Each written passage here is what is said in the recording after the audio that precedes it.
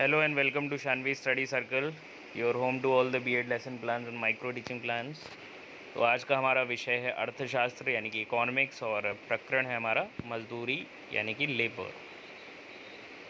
तो ये हमारे लेसन प्लान का मेन पेज है जहाँ पे सबसे पहले हम एंट्रीज फिल करते हैं, जैसे कि आप देख पा रहे होंगे। दिनांक, कक्षा, विषय, प्रकरण, चक्र, चक्र यानी कि पीरियड होता है, और अवधि जो ड्यूरेशन होता है प्लान का।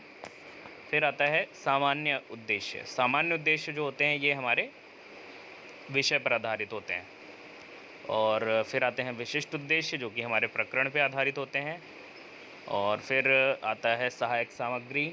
सहायक सामग्री जहाँ पे जो भी teaching aids, material aids, teaching aids या मटेरियल एड्स या जो भी चार्ट या मॉडल हम यूज़ कर रहे हैं वो हम यहाँ पे मेंशन करते हैं।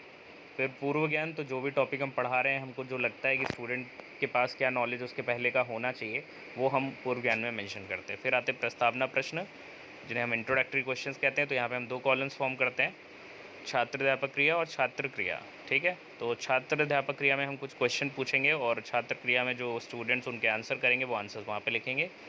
और यहाँ पे जो क्वेश्चन हम पूछेंगे वो इस तरह से पूछते हैं कि फाइनली जब स्टूडेंट उनका आंसर करेगा तो उससे हमारा टॉपिक निकल के आना चाहिए। और लास्ट क्वेश्चन हमेशा प्रॉब्लमेटिक होता है।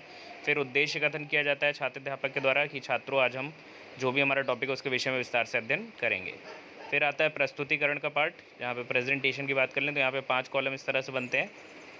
यहाँ पे हम हर एक टीचिंग पॉइंट के लिए हमारे 3 टीचिंग पॉइंट बनते हैं और हर एक टीचिंग पॉइंट के लिए हम 2-2 विकासात्मक प्रश्न, डेवलपिंग क्वेश्चंस फॉर्म करेंगे और फिर उसका एक्सप्लेनेशन देंगे।